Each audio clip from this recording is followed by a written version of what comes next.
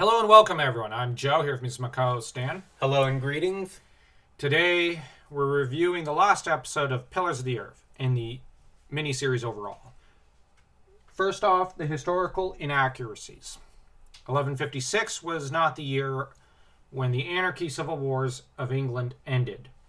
Rather, it was around the time of 1153 or 1154 to an extent. It's debated because, you have when the violence pretty much ended, and you have when Henri II ascends the throne in 1154. That said, Eustache, the son of Etienne, was to prove himself a very, how should I put it, vociferous opponent of the treaty that was signed between Etienne and Henri, which essentially disinherited Eustache. Eustache, though, went and got himself killed, I think, to dysentery, disgracefully, in pretty much almost the same year that, the war ended. So Etienne did end up outliving his son, and this was the last person who was stiffening his spine.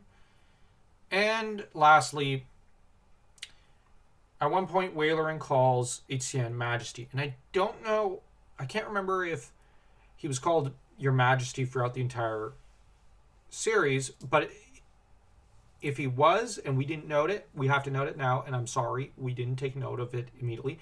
Kings of England did not become majestic till, I believe, around the time of Edward III, I think. And if not, then maybe Richard II.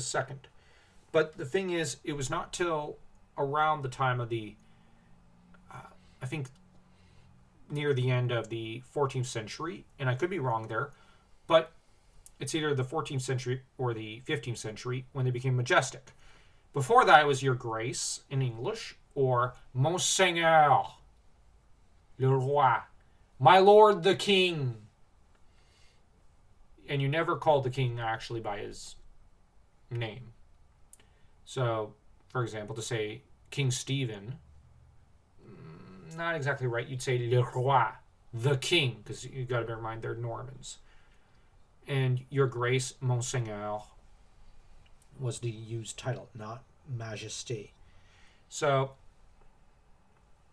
right there, that's a inaccuracy. And no one was called Your Majesty in the 12th century. And if you say this is not important, you got to bear in mind Nigel Tranter, the foremost historic fiction author of the 20th century, was raked over the coals when he had a character called Edward I, I think, Your Majesty. He got raked over the coals. So if he had to get raked over the coals for that, we have to rake this series for that. And I know you might say that's inattentive. No, it's about actually observing history in the proper fashion and being respectful and not misinforming people.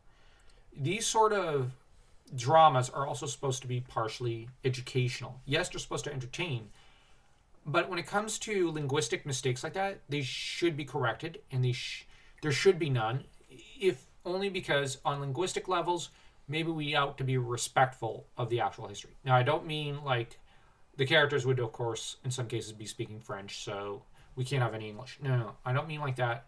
Or like Roman series being done in English, for example, rather than Latin.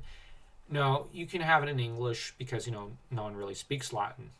But then again, it would be interesting if they did have a post-conquest story where, you had the nobility speaking in actual French, and then you had the commoners speaking in English. That would be really cool. But I don't think they'll ever do that. But if they did, that would really reinforce the class differences. But I don't think that'll ever get made. But if it did, I'd be all on board for it. But here, the Majesty thing, at least have respect for the history to an extent in that regard. And I know I'm nitpicking, but it has to be nitpicked. When it comes to history, language is important. Linguistics is important. One word can make a huge difference. Yep. Now, in this episode, the drama centers around Aliana being annoyed with Jack Jackson because Jack is very concerned for his cathedral, and she sees it as, well, Philip pays you pittance for his church, not yours, his. And you think an evening of picnicking and kite flying will heal all the whole divide between us because, I'm treated like a neglected mistress rather than your wife. I'm not even your wife. And you object, well, you were the one who chose to marry Alfred rather than me for money. And he implies, but doesn't say, but you pretty much only came back to me for money, so what are you complaining about? And, he kind of has a point. And, that's the thing. In the book and in the TV series, all that the marriage with Aliena ever gives him is just drama. And it's just... Yeah. I'm not much of a shipper for this pairing. That said, the ladies do a good job recruiting Remigius and Elizabeth to their cause. Now, give Aliena full respect there. And meanwhile, Eustache gives the title of Earl of Shiring to Richard, but Etienne does not have the means to help him retake the castle, so he's basically up a river without a paddle. And as Richard doesn't want to make peace with Henri d'Eur, he can't claim the castle just yet. But Aliena then lords it over Jack that he got the title. He got given the title. He's now Earl, which seems a pretty petty thing to do. But when it comes to this relationship, it seems pettiness is everywhere. I know I'm whiny about the relationship. It just strikes me as all sorts of not healthy. That aside, the fort falls because of trickery. Brilliantly done by Aliena. Give full credit to her, because she does the generalship. Her and Elizabeth open the doors so Richard could charge in and take the credit for what Aliena accomplishes. As always. Sorry, I know I sound like I'm overly critical of Aliena one minute, then I'm just a fanboy of her the next. But it's just... She does have an intelligent side to her. She should have been heiress of Shiring. No joke, she knows how to manage it quite well. In the book, she manages it really, really well. Before she hands the authority and the running of the place over to Tom, who runs it just as well. She understands economy. Yeah, she understands trade. She understands administration. And she understands that, you can't go around harassing the peasants. That said, the fort falls, and William's buddy dies. Whoop-de-doo. That aside, Waleran tries to pose a trap on of sorts. He lays out a trap for Jack. Jack ends up put on trial. This doesn't go over well for William and Waleran, who get distracted by a non-issue. And William is hanged, and Waleran falls to his death after climbing too high. Literally. I prefer what happens in the novel, where he climbs very high, of course, falls very low, and becomes a lowly monk in the monastery, begging for Jack's forgiveness and humiliated in that way. I just thought that was very, very fitting. A lot more metaphorical and indirect. That said, I also think that Waleran posing one last trap, instead being directed at Philip rather than Jack, was far better. Because then we got, the drama of Ellen and Philip, and Jonathan finding out who his father was through Jack, and Philip just, it becoming public that essentially Tom had given his youngest son over to the church. And so, Philip then walks away to go back to being prior of Kingsbridge, and peace is to an extent made between him and Ellen. But instead we get the weird mess that is the conclusion of the Jack Jackson arc. Yeah, we couldn't exactly have it go quietly like in the novel. I do understand that. But on the other hand, I think that attacking Philip directly would have been better. Because the attack comes in the form of people accusing Philip of favoring his potentially illegitimate son, Jonathan, over anyone else within the clergy.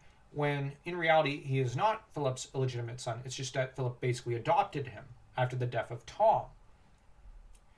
In turn, Jonathan later becomes Bishop of Kingsbridge, I believe, or of Shiring, and then I think Bishop of Lincoln, and goes on to become an influential clergyman who serves Henri directly.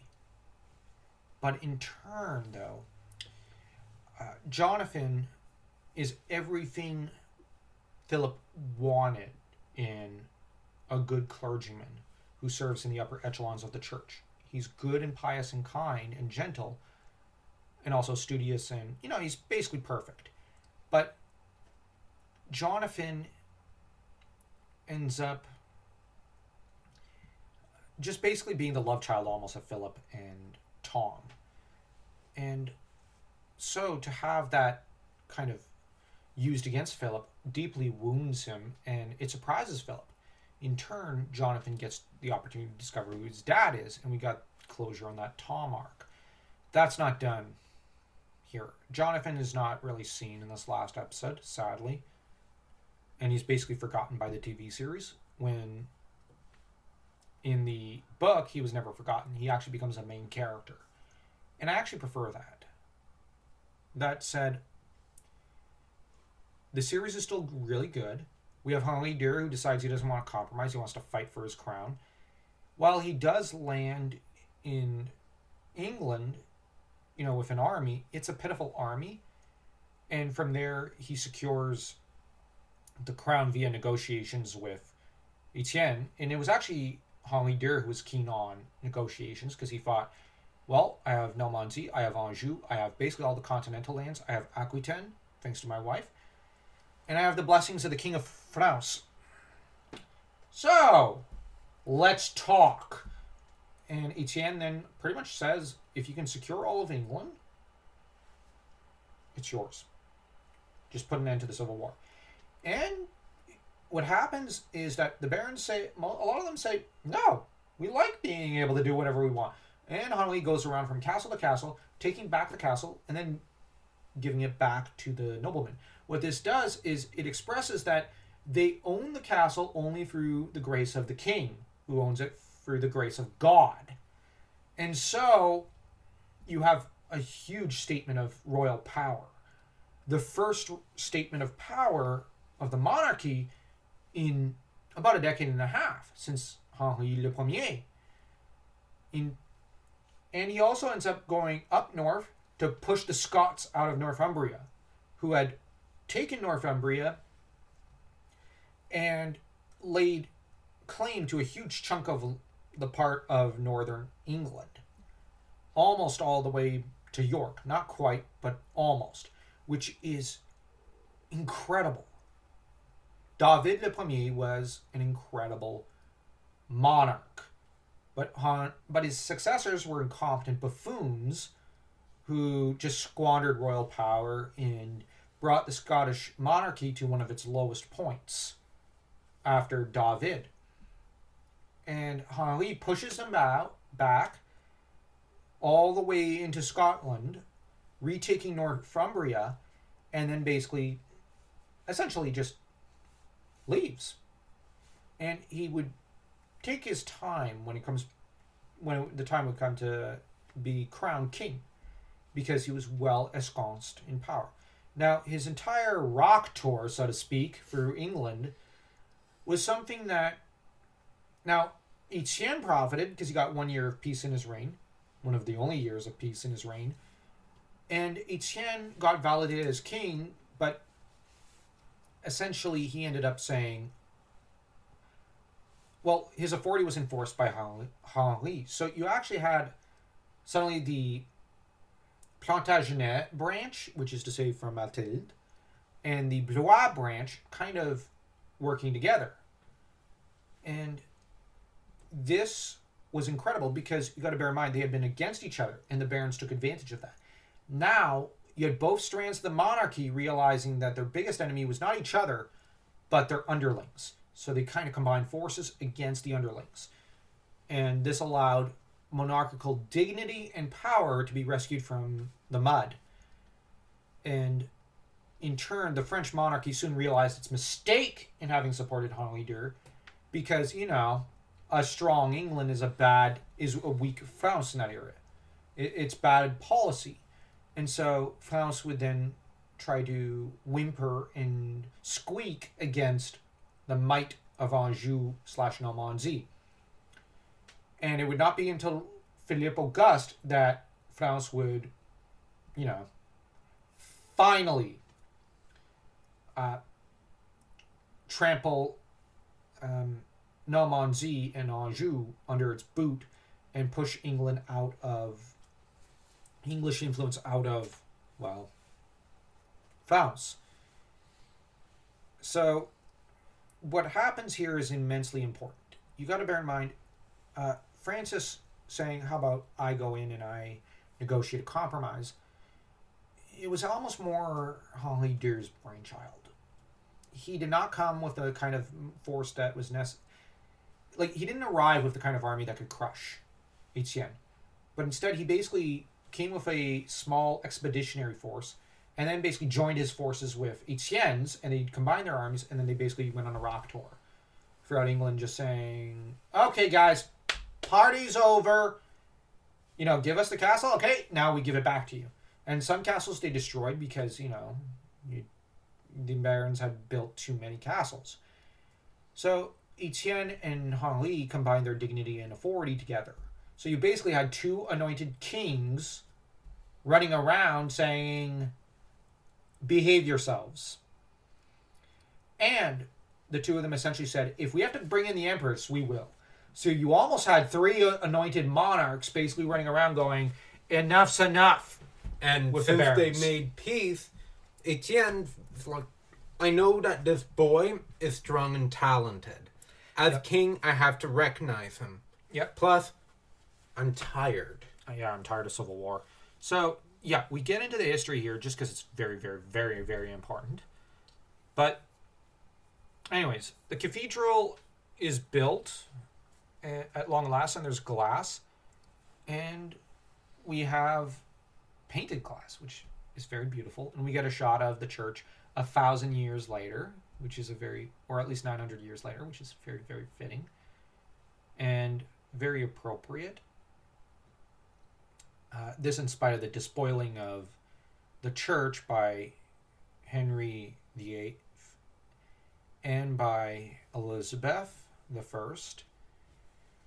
and then later by some of the parliamentarians under Oliver Cromwell, and also by a huge number of these people's servants. So you got a lot of despoiling of churches, and some holy sites never survived, sadly, because you had greedy monarchs stripping it of its wealth and then just destroying it almost because, they didn't have a use for it in their religious mania, which this is the way it goes. That said, in the modern day, you have some who are fierce protectors of cathedrals, such as, Ken Follett, who is one of the biggest proponents of ancient castles and cathedrals being nominated as heritage sites. Sadly, in regards to castles, a lot of British castles, especially in Scotland, have been left as barren ruins because the government will not foot the bill for rebuilding these castles. Now, it's part of the responsibilities of the British governments, but, responsibility is not always something that they're keen on. And I say this scolding, and I don't mean to get political. It's just... Now, yes, Dan and I are French-Canadian, but we do both have a deep love for castles and cathedrals. They are beautiful things. The sad thing about, to an extent, living in Canada, at least outside of Quebec, is that there are no such beautiful sites. We are bereft of the kind of history that Britain is heir to. And these cathedrals and castles are beautiful. Yes, some of the castles were used for nefarious purposes. I mean, look at the Edwardian castles in Wales. Tower of London. Yeah, that place, honestly, it's scary how some monarchs used it. But there is a beauty to these places, and there is a history, a story. The story of England can be found in every castle, in every cathedral. And the story of Scotland can be found in every castle and in every cathedral within her lands and within every church. It is in these ancient places that the most beautiful, tragic, dark, and great parts of the story of Britain is to be found. And that is why these are sites worth preserving. And that, to an extent, is what Ken Follett often preaches in a lot of beautiful speeches in some of his nonfiction books. And, like, we're French, and we pretty much broke down when we heard about Notre Dame being burnt. And Ken Follett basically broke down himself. And he said, I am English. I am not heir to that cathedral, but as a great lover of cathedrals, it breaks my heart.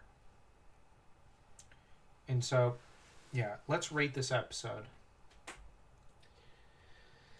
I'll say a 3. Yeah, 3. The historical inaccuracies do bring it down, and a rush to the ending. And shifting the focus from both Philip and Jack to just Jack, it does.